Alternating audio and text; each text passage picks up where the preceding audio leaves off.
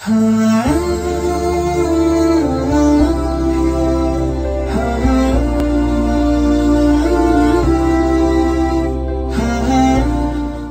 باللہ من الشیطان الرجیم بسم اللہ الرحمن الرحیم نحمدہ ونصلی علی رسولہ الکریم وعلی اہل بیتہ الطاہرین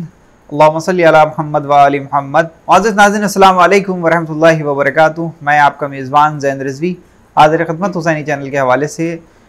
تمام مومنین کا استقبال کرتا ہوں پروگرام تفسیر قرآن، جس میں آپ مسلسل سماعت فرما رہے ہیں سورہ ملک کی آیات کی تفسیر، جو کہ ہمارے ساتھ موجود ہیں حجت الاسلام والمسلمین علی جناب مولانا ممتاز جعفر صاحب قبلہ، جو سورہ ملک کی آیات پر تفسیر بیان کر رہے ہیں، جس سے آپ تمامی حضرات مستفید ہو رہے ہیں۔ جیسا کہ پچھلی پروگرام میں جو سوال رہ گیا تھا وہ بھی ہم کریں گے آغاز سے، لیکن پہلے ہم تفسیر آپ سے گزارش کریں گے کہ آپ تفسیر بیان کریں، اس کے بعد پھر جو ہے ہم وہ سوال کریں گے جو پچھلے پروگرام میں رہ گیا تھا۔ آئیے سب سے پہلے استقبال کرتے ہیں آپ کا آغا۔ السلام علیکم ورحمۃ اللہ وبرکاتہ۔ وعلیکم السلام ورحمۃ اللہ وبرکاتہ۔ تمام حسینی چینل ٹیم اور تمام ناظرین کی طرف سے آپ کا استقبال کرتے ہیں اس پروگرام میں، اور آپ کے لیے دعا گو ہیں کہ آپ مسلسل اس پروگرام میں شرکت کر رہے ہیں۔ ظاہر سی بات ہے کہ یہ پروگرام جو چل رہا ہے وہ بہرحال جو کہتے کہ تفسیر قرآن کا ہے،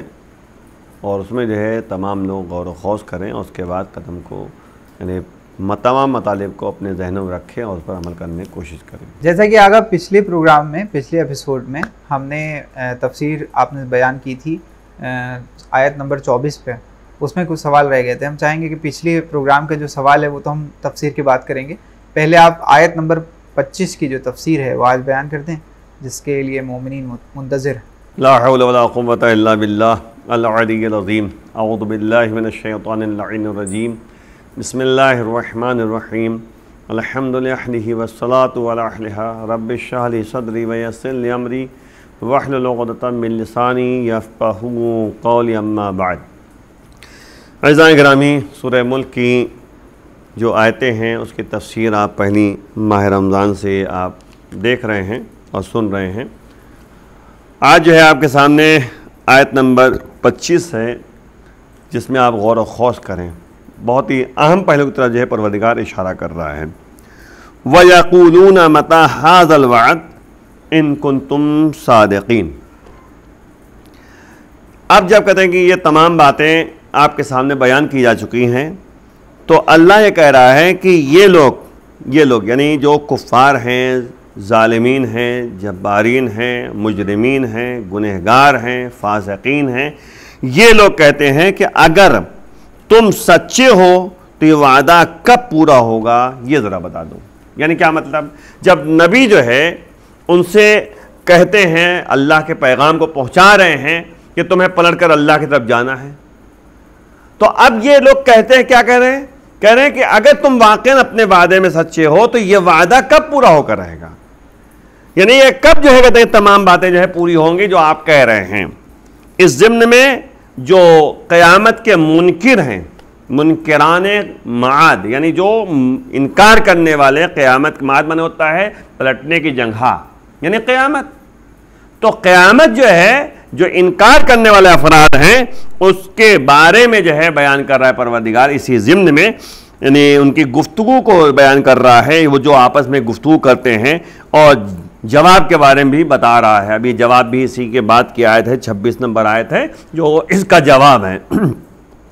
اگر سچ کہتے ہو، یعنی یہ لوگ کہہ رہے ہیں کہ اگر واقعاً اے میرے نبی، یعنی اگر آپ سچ کہہ رہے ہیں،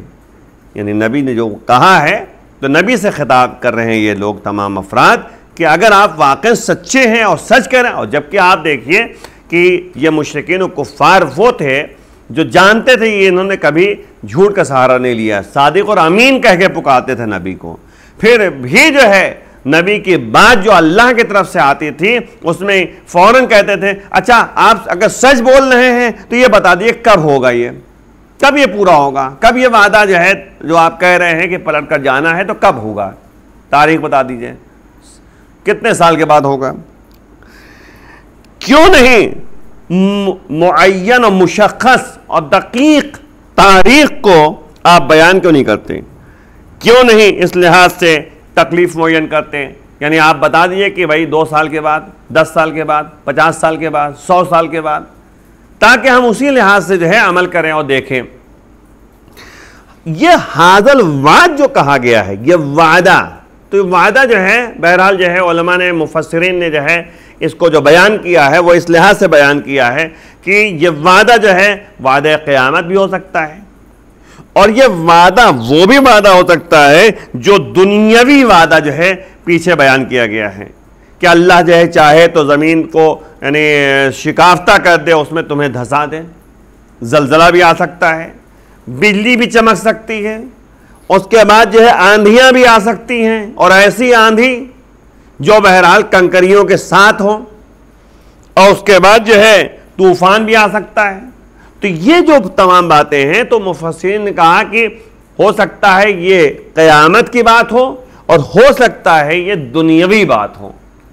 لیکن مناسب یہی ہے کہ دونوں چیزوں کو پیش نظر رکھا جائے، یعنی تمام باتیں جو ہیں نبی کے ذریعے اللہ بیان کر رہا ہے، دنیاوی جو ہے عذاب اور آخرت کے بارے میں بیان کر رہا ہے، تو یہ جو کہہ رہے ہیں حاضل وعد، یہ بہرحال جو ہے قیامت کے بارے میں بھی کہہ رہے ہیں اور دنیاوی وعدے کے بارے میں بھی یہ لوگ کہہ رہے ہیں۔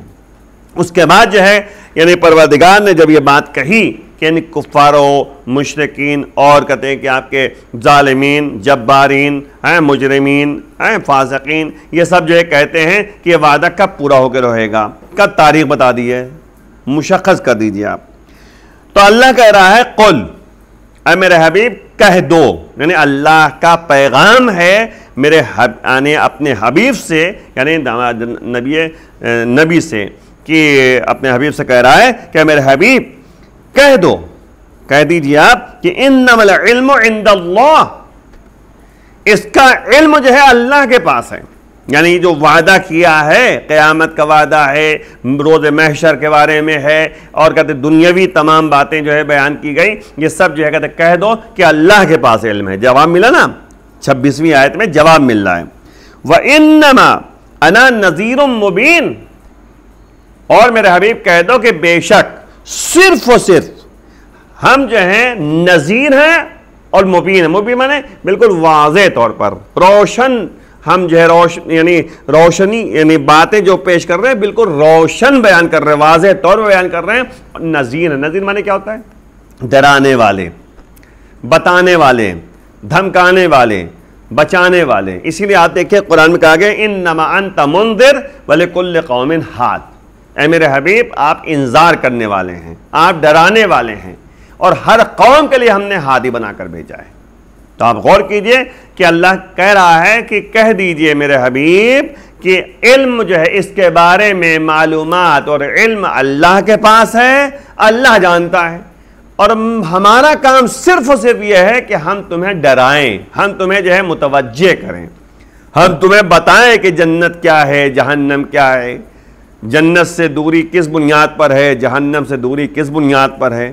یہ تمام باتیں جو ہے ہمیں بیان کرنا ہے، ہمیں تمہیں سمجھانا ہے۔ اگر واقعاً تمہارا ایمان مکمل ہے تو تم جو ہے اللہ پر بھی ایمان رکھو گے اور نبی پر بھی ایمان رکھو گے۔ اسی لیے آپ دیکھیے اس آیت میں جواب دیا جا رہا ہے کہ علم اور آگاہی اس سلسلے میں خدا کے پاس مخصوص ہے اور محفوظ ہے، میں تو صرف انذار کرنے والا ہوں، ڈرانے والا ہوں۔ اسی لیے سورہ اعراف میں اگر آپ دیکھیے آیت نمبر 187 میں اسی طریقے سے باتیں پروردگار کر رہا ہے، قل انما علمها عند ربی، اے میرے حبیب کہہ دو کہ صرف اور صرف اس کا علم جو ہے میرے پروردگار کے پاس ہے، یعنی قیامت کے بارے میں، قیامت کا واقعہ کب پیش آئے گا یہ سب اللہ کے پاس ہے۔ اسی لیے آپ دیکھیے قرآن نے یہاں تک کہا ہے کہ قیامت بہت قریب ہے۔ کب کہا تھا؟ 1400 سال پہلے کہ قیامت قریب ہے قرآن میں۔ تو اب ظاہر سی بات ہے قیامت قریب ہے، تو اب آپ بتائیے 1400 سال گزر گئے ابھی تک قیامت نہیں آئی، اور اس کے بعد جو ہے سب سے اہم مسئلہ یہ ہے کہ اللہ کا ایک نظام ہے، اللہ بہت سی باتوں کو اپنے پاس رکھتا ہے، وہ یعنی واضح نہیں کرتا، اور اسی لیے آپ دیکھیے اللہ اپنی قدرت اور طاقت کو دکھاتا ہے۔ جناب موسیٰ جیسے نبی کو اپنے دشمن کے گھر میں پروان چڑھانا، فرعون کے دربار میں جو ہے جناب موسیٰ کی جو ہے یعنی پرورش ہونا، یہ اللہ قدرت دکھا رہا ہے کہ دیکھو میں چاہوں تو 70,000 بچوں کو جب قتل کر دیا گیا، ان کے درمیان میں موسیٰ جیسے نبی کو جو ہے بحیات اور زندگی عطا کر سکتا ہوں، حیات عطا کر سکتا ہوں، اور چاہوں تو پرورش کر سکتا ہوں اسی کے دشمن کے گھر میں، یعنی فرعون کے گھر میں۔ آپ دیکھیے، تو وہی مسئلہ ہے کہ ہمیں سمجھنا ہے اور ایمان کو پختہ کرنا ہے، تب کہیں جا کے جو ہے کہتے ہیں وہ منزلت حاصل ہو پائے گی، ورنہ جو ہے ظاہر سی بات ہے جیسے کفار جو ہے ایمان نہیں رکھتے، جیسے کہتے ہیں فاسقین ایمان نہیں رکھتے، جیسے کہتے ہیں کہ مجرمین ایمان نہیں رکھتے۔ اب بتائیے یعنی شداد جیسا جو ہے جابر الظالم، اس کو سمجھایا جا رہا ہے، اس کو بتایا جا رہا ہے، نبی کہہ رہے ہیں کہ تمہارے لیے جو ہے یعنی باقاعدہ جو ہے جنت ملے گی، تم ایمان لے آؤ، اور وہ شداد جو ہے کہہ رہا ہے نہیں جنت کیسی ہے۔ اب جنت کی تمام صفتیں جو جناب موسیٰ علیہ السلام نے بیان کی، نبی نے بیان کی، تو نتیجے میں جو ہے کہتے کیا ہوا، اس نے کہا جنت تو میں خود بنا لوں گا۔ بتائیے، اور اس نے جو ہے کہتے درخت لگائے تو ہیرے جواہرات، اور کہتے کہ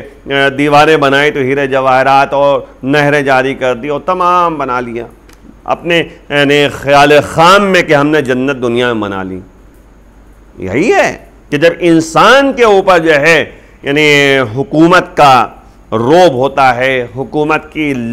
چاہت ہوتی ہے، پیسے کا غرور ہوتا ہے، تو شداد جیسا شخص ہوتا ہے جو اپنے کے بارے میں سوچتا نہیں کہ ہمارا حشر کیا ہونے والا ہے، وہ جو ہے سوچتا ہے کہ ہمیشہ ہمیں دنیا میں رہنا ہے،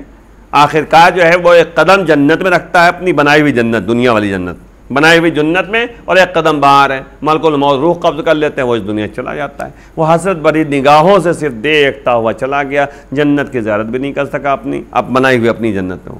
تو اب آپ غور کیجئے،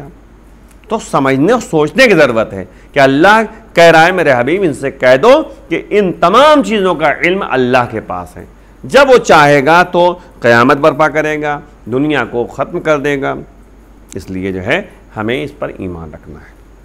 جیسے کہ ناظرین ایک بار پھر میں آپ کی خدمت میں حاضر ہوں، اور آپ سماعت فرما رہے تھے آیت نمبر 25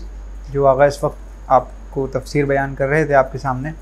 آئیے سوال کا سلسلہ شروع کرتے ہیں۔ سب سے پہلے تو ہم سوال جو کرنا چاہ رہے تھے آپ سے، وہ پچھلی نشست میں جو چھٹ گیا تھا کہ اس وقت کیوں نہیں انسان اس بات پر یقین کر رہا ہے کہ خداوند عالم دوبارہ سے لوگوں کو زندہ کرے گا، اس بات پر یقین کیوں نہیں ہے لوگوں کا؟ دیکھیں، سب سے اہم مسئلہ یہ ہے کہ جس طرح ابھی تذکرہ ہو گیا شداد کا، ہے نا،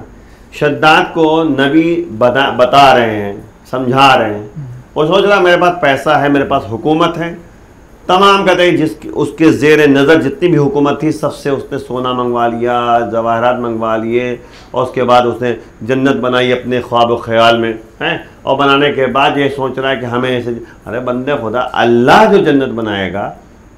جو ایک مومن کے لیے جنت مشخص کر رہا ہے، وہ الگ مسئلہ ہے۔ تو اس کے بعد ایمان مین مسئلہ، پختگی مین مسئلہ ہے۔ پختگی جب تک پیدا نہیں ہوگا تب تک کچھ نہیں کرنے والا۔ فرعون بھی جو اتنا ظالم و جابر بادشاہ تھا، فرعون موسیٰ کی بات کچھ نہیں مان رہا ہے، نہ نبی کی بات مان رہا ہے، نہ کہتے اللہ کی بات مان رہا ہے، یہاں تک کہ جادوگروں کو بھی جو ہے اس نے جو ہے سولی لٹکا دیا، جو ایمان لا چکے تھے۔ وہ جب پانی میں غرق ہونے لگا تو ایک دم سے کہا کہ یا اللہ اب تو بچا لے، میں تجھ پر ایمان لاتا ہوں۔ قرآن کہہ رہا ہے کہ جیسے کہتے اس نے کہا کہ اللہ اب تو تیرے پر ایمان لاتے ہیں، اب بھیا یہی کام جو ہے فرعون پہلے کر لیتا، اگر یہی کام جو ہے پہلے کر لیتا، یعنی چند لمحے پہلے ہی کر لیتا کہ موسیٰ ٹھیک ہے ہم تم پر ایمان لاتے ہیں، جیسے جادوگروں نے کیا، ایمان لے آئے، تو فوراً جو کہتے اللہ نے جو ہے ان ایمان کو قبول کر لیا۔ ویسے فرعون بھی کر سکتا تھا، لیکن وہ جب دیکھا کہ اب غرق ہو رہے ہیں، ہمارا پورا لشکر غرق ہو گیا، اب مجھے موت آنے والی ہے، میں بھی ختم ہونے والا، آپ کہہ رہے ہیں ایمان لاتا ہوں، تو اللہ نے کہا کچھ نہیں، اب کوئی فائدہ نہیں ہے، یہ آخر مرحلے میں جو ہے ایسا کچھ نہیں چلنے والا۔ لیکن قرآن کہہ رہا ہے کہ اللہ نے کہا کہ میں تمہیں جو ہے ایک نشانی کے طور پہ رکھوں گا، اور آج تک جو ہے فرعون جو ہے اسی طریقے سے جیسے اس زمانے میں اس کی لاش تھی ویسے آج بھی اس کی لاش جو ہے پائی جاتی ہے. اللہ یہ بھی دکھانا چاہ رہا ہے کہ میں چاہوں تو اس لاش کو ویسے ہی صحیح سلامت رکھ سکتا ہوں تا قیامت، اور تا قیامت رکھے گا اللہ فرعون کو اسی طریقے سے. تو اب جو کہتے ہیں عبرت حاصل کریں، اللہ کہہ رہا ہے کہ تاکہ تم عبرت حاصل کرو. تم سمجھو کہ اتنا بڑا یعنی حکومت کرنے والا انسان آخر وقت میں اللہ کے اوپر ایمان لا رہا ہے، لیکن اللہ کہہ رہا ہے نہیں، اب کوئی فائدہ نہیں ہے. تو اسی طریقے سے نمونہ عمل پیش کیا جا رہا ہے کہ انسان جب اپنے اوپر پڑھنے لگتی ہے تب وہ سوچتا ہے کہ ہاں کچھ کوئی ہے. تو اس لیے اس سے پہلے کہ انسان جو ہے یہ سوچے کوئی ہے، انسان ذہن کو اپنی اس طرف موڑ دے جس طرف جو کہتے ہیں موڑنے کا عقل حکم دے. میں چیز عقل ہے، عقل بتائے گی کہ ہاں اللہ موجود ہے. اب جب اللہ کہہ رہا ہے کہ تمہیں جو ہے اس دنیا کے دیکھیں مسئلہ کیا ہے کہ دنیا میں اب کسی نے جو ہے یعنی شخص پر ظلم کیا، ٹھیک ہے نا، مار دیا. اچھا فرعون نے جو ہے 70,000 بچوں کو قتل کیا، ایک مثال کتنے کہتے کیا لوگوں کو جو ہے مارا اس نے، کتنے لوگوں کا جو ہے حق ضائع کیا. اس کو اللہ جو ہے سزا تو دینے کے لیے ایک جگہ تو مقرر کرے گا. مثال تو وجہ ہے ایک شخص نے کسی کو مار دیا، اب جب مار دیا لوگ کہتے ہیں کہ یہیں پہ سزا دے دے اللہ. تو بھیا یہاں پہ اگر سزا دے گا تو اس کے گھر والے بھی جو ہے کہتے ہیں سزا میں بھگتیں گے، کیونکہ ایک بچہ جو ہے ایک شخص جو ہے اگر کسی کو مار دے رہا ہے، کسی کا حق پامال کر رہا ہے تو اس کا ہاتھ جو ہے اللہ توڑ دے، بائی چانس اس کے جزا میں اس کے سزا میں توڑ دے. اب وہ ہاتھ بیکار ہو گیا، کچھ کام نہیں کرتا ہے. تو اب جب ہاتھ بیکار ہو گیا تو گھر میں کون کام کرے گا؟ وہ تو کر نہیں سکتا، اپنا کام کپڑا پہن نہیں سکتا ہے نا، اپنے کو نہلا سکتا نہیں ہے. تو کیا ہوگا؟ گھر والے نہلائیں، گھر والے جو ہے اس کو یعنی پہنائیں کپڑا، یعنی کہ جو اس گناہ میں شامل نہیں تھے وہ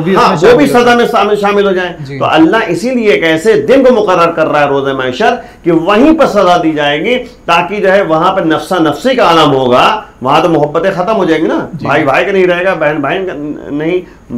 زن و شوہر میں جو ہے آپس میں ایک دوسرے سے وہاں بحث ہوگی، میرا حق ضائع کر دیا، میرا حق ضائع کر دیا، وہاں پہ ایک دوسرے کے مطالبہ کرنے والے ہوں گے. تو اسی لیے اللہ جو ہے دنیا میں سزا اس طریقے سے نہیں دیتا. اب وہ الگ مسئلہ ہے، کبھی بھی ٹھوکریں جو ہے اس کو ملتی رہتی ہیں تاکہ جو ہے اللہ تعالیٰ متوجہ ہو جائے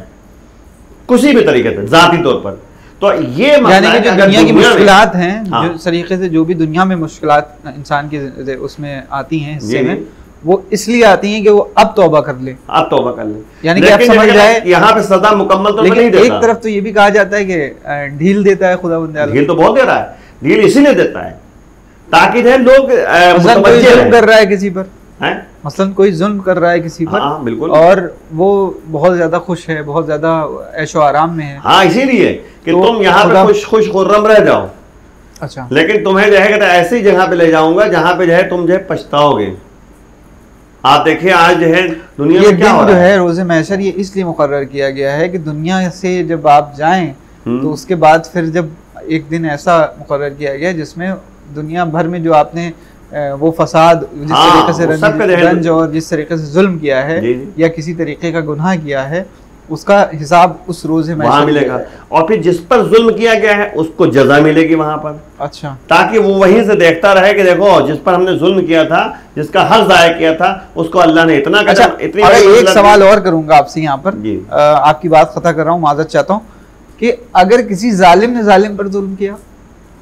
وہ تو اللہ نے بہت دیکھ رہا ہے کہ آخر جو ہے اگر حق پرستی میں جو ہے قدم آگے بڑھایا ہے. لیکن مطلب دو ہوتے ہیں نا، اگر کوئی گناہ گار ہے،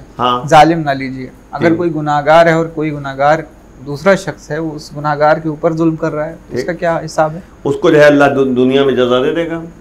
دنیا میں جزا دے گا، یعنی کہ جو گناہ گار تھا اس کو گناہ معاف ہو جائیں گے. نہیں، جو جزا دے گا، جزا کا مطلب یعنی اس کو عیش عشرت دے گا، آرام سے جو ہے گھر بھی. اگر کسی، میرا سوال ہے، اگر کسی گناہ گار نے کسی گناہ گار پر ظلم کیا تو اس کا کیا، کس حساب سے دیکھا جا سکتا ہے؟ وہ اللہ جو ہے گناہ اس وقت معاف کرے گا. یہ بات پہلے بھی کہا جا چکا ہے، یعنی بات کی طرف متوجہ کر چکا ہوں میں، اور یہ بات کہی جا چکی ہے کہ دو طرح کے حقوق ہوتے ہیں. ایک حق الناس ہے. حق الناس کو اللہ معاف کرنے والا نہیں جب تک کہ وہ سامنے والا معاف نہ کر دے. میں نے آپ کا جو ہے 1 روپے چرا لیا، 100 روپے چرا لیا، جب تک آپ معاف نہیں کریں گے 100 روپے کو تب تک اللہ معاف کرنے والا نہیں ہے، یہ طے ہے۔ روزہ قیامت میں بھی جو ہے کہتے ہیں آپ کو یعنی حساب دینا پڑے گا، ہم کو حساب دینا پڑے گا، اور وہاں پہ جو ہے آپ کو جب یعنی آپ مانگیں گے ہم سے تو ہم دے نہیں پائیں گے، نتیجے میں کیا ہوگا؟ ہمارے جو اچھے اعمال ہوں گے وہ آپ کے اندر منتقل کر دیے جائیں گے۔ بھئی اللہ عادل ہے نا، عدل انصاف سے کام کرے گا، روز قیامت صرف اور صرف عدل انصاف ہوگا، اور عدل انصاف کا نمونہ جو ہے مولا کائنات نے یعنی 5 سال جو ظاہری حکومت کی زندگی تھی اس میں جو ہے مولا نے حکومت کر کے بتا دیا کہ عدل انصاف کہتے کسے ہیں۔ بھلے سگے بھائی کو دیکھتے انہوں نے 1 روپے تک تو اضافہ کر کے دیا نہیں، تو ایسے عدل و انصاف دکھایا کہ ایک نمونہ پیش کیا اللہ یعنی مولا کائنات نے۔ اور اللہ جب عدل انصاف کرے گا تو ظاہر سی بات ہے آپ پر ظلم ہوا ہے تو آپ کو اللہ جو ہے جس نے ظلم کیا ہے اس کی اچھی باتوں کو آپ کی طرف منتقل کر دے گا، اور نتیجے میں جو ہے آپ کو جنت میں ڈال دے گا اس بنیاد پر کہ آپ کے پاس ظلم ہوا تھا اور اچھی باتیں آپ کی طرف منتقل ہو جائیں گی۔ اور جو شخص جو ہے کہتے ہیں کہ ظلم کرنے والا ہے کسی بھی لحاظ سے ہو، اس کے اوپر جو ہے کہتے ہیں کہ جب اعمال اس کے ختم ہو جائیں گے تو کیا ہوگا؟ اس کو سزا ملے نہیں ملے؟ یقیناً۔ ہم اپنے سوال پہ آتے ہیں آغا کہ ہمارا سوال تھا کہ دنیا میں جس طریقے سے انسانی عقل میں یہ اذہان میں یہ بات آ گئی ہے کہ خداوند عالم کیسے دوبارہ زندہ کر سکتا ہے، اسے ایک بار جلدی سے بیان کرتے ہیں نا کہ ایک ایسی دنیا میں تو اللہ جزا و سزا دے نہیں سکتا، ٹھیک ہے نا، یہ پوائنٹ مین پوائنٹ یہی ہے کہ دنیا میں اللہ سزا اور جزا نہیں دے گا، کیونکہ جزا بھی دے گا تو جزا میں کیا دے گا بتائیے آپ؟ اچھا گھر بنا کے دے گا، وہ تو ظالموں کے پاس بھی موجود ہے، ٹھیک ہے نا، تو دے گا کیا؟ ٹھیک ہے نا، کیا دے گا دنیا میں؟ دے گا کیا؟ اچھی غذا، دنیا میں اچھی غذا جو ہے بہت زیادہ، اگر مان لیجئے بہت زیادہ مان لیجئے تو کیا ہے؟ شہد، تھوڑی لیکن مان لیجئے آپ تو شہد جو ہے کہتے ہیں کہ کیا ہے؟ تمام مکھیوں کا فضلہ ہے، اور یہ شہد جو ہے سے بڑھ کر جو ہے کہتے ہیں ہر ایک کے پاس جو ہے پیسے بھی موجود ہیں اور شہد بھی ہر ایک کے پاس موجود ہے۔ تو اللہ ایسی جگہ مقرر کرتا ہے کہ جہاں پر سامنے والا صرف دیکھتا رہے اور اس کے لیے جو ہے جو اس کو جزا دی جا رہی ہے اس کو دیکھ کر لالچ محسوس ہو۔ اسی لیے آپ دیکھیں سورہ واقعہ کی تفسیر جو ہم نے پہلے کی ہے اور باقاعدہ جو ہے حسین چینل سے ریلیز ہوا ہے، ظاہر سی بات ہے اس کو یعنی شائع کیا ہے، سورہ واقعہ کی جو ہے تفسیر اٹھا کر دیکھیں تو اس میں جو ہے باقاعدہ لکھا ہوا ہے کہ جہنم کی غذا کیا ہے، یعنی ایسا پانی ہوگا، قرآن کہہ رہا ہے ایسا پانی پلایا جائے گا جو گرم پانی ہوگا، نہ اس سے پیاس بجھے گی بلکہ پیاس بڑھتی چلی جائے گی، اور اس کے بعد جزا جو سزا دی جائے گی کہ قرآن کہہ رہا ہے کہ اس جہنم میں جلایا جائے گا، اس طرح جلایا جائے گا کہ نہ مرے گا اور نہ حیات ملے گی، نہ حیات ملے گی اور نہ ہی تکلیف میں کوئی کمی آئے گی، ٹھیک ہے نا، اس طرح سے اللہ سزا دے گا۔ اور جنتیوں کے لیے اس طرح سے عیش و عشرت کے سامان ہوں گے کہ جو انسان جو ہے دنیا میں سوچ بھی نہیں سکتا تھا، یقیناً۔ تو اس لیے جو ہے اللہ نے ایسا مقرر کیا، یہاں پہ دنیا میں کیا ہے، کھانا اچھا مل جائے گا، کھانا اچھا تو ظالم بھی کھاتا ہے، پانی بہترین، وہ تو بہترین پیسہ لگا کے جو ہے اچھا پانی نکال لے رہا ہے، مثلا اچھا کپڑا، وہ ہم سے اچھا کپڑا پہن رہا ہے، ایک مثال ہے، گھر ہم سے اچھا گھر اس کے پاس موجود ہے۔ تو اسی لیے اللہ جو ہے ایسی جگہ مقرر کر رہا ہے کہ جہاں پر جو ہے ظالموں کو اس کے کردار تک پہنچایا جا سکے، کیفیت کردار تک، اور باقاعدہ جو ہے جو مجرم مومنین ہیں اور جو اہل ایمان والے ہیں، اہل ایمان ہیں اور کہتے ہیں آپ کے متقی پرہیزگار ہیں، اللہ والے ہیں، ان کے لیے جو ہے جزا دی جائے تاکہ جو ہے ان کو صحیح طریقے سے ان کا حق ان تک پہنچ سکے۔ مین مسئلہ ہے، اس لیے روز قیامت مقرر کیا گیا۔ یقیناً روز قیامت وہ دن ہے کہ جس میں ظالموں کے ساتھ ان کا حساب و کتاب ہوگا اور مومنوں کے ساتھ ان کا حساب و کتاب ہوگا، جس میں جزا مومنوں کو ملے گی اور عذاب ظالموں کو ملے گا۔ اب کچھ ظالموں کو جو ہے دنیا میں بھی عذاب دیا جاتا ہے اور آخرت میں دیا جاتا ہے، یہ بھی بات کریں گے انشاءاللہ کل، کیونکہ ہمارا وقت ہو گیا ہے آج۔ آقا ہم اجازت چاہیں گے آپ سے، اور آپ کی خیر و عافیت کے لیے ہم دعا کرتے ہیں تمام مومنین، تمام حسینی چینل ٹیم کہ آپ مسلسل وقت دے رہے ہیں۔ جی بہت آپ کو تمام افراد کے لیے جو ہے بہرحال طلب خیر کرتے ہیں کہ پروردگار آپ سب کو صحیح سلامت رکھے، اور تمام کہتے ہیں افراد کو، پوری دنیا میں جو افراد موجود ہیں ان کو اس वबा से निजात परवरदिगार दे दे इलाही। तो नाज़रीन, ये थे हुज्जतुल इस्लाम वल मुस्लिमीन आली जनाब मौलाना मुमताज़ ज़ाफ़र साहब क़िबला, जो कि इस वक्त हमसे तफसीर कुरान के हवाले से आपकी खिदमत में सूरह मुल्क की आयत नंबर 25 और 26 की आगे ने तफसीर बयान की है, जिसमें जो पैगाम दिए हैं इंशाअल्लाह हम सब उस पर अमल पैरा हों और यकीनन खुदावंद आलम को पहचानने के लिए, यानी कि उसकी मारिफत हासिल करने के लिए हमें एक ही दर दिखाई देता है, वो है दर अहले बैत अलैहिस्सलाम। यकीनन अगर हमने दर अहले बैत अलैहिस्सलाम से अपना तवस्सुल किया तो हम कुरान भी समझ सकते हैं, अहले बैत को भी समझ सकते हैं और उसके ज़रिए हम उस हकीक़ी खुदा की बारगाह में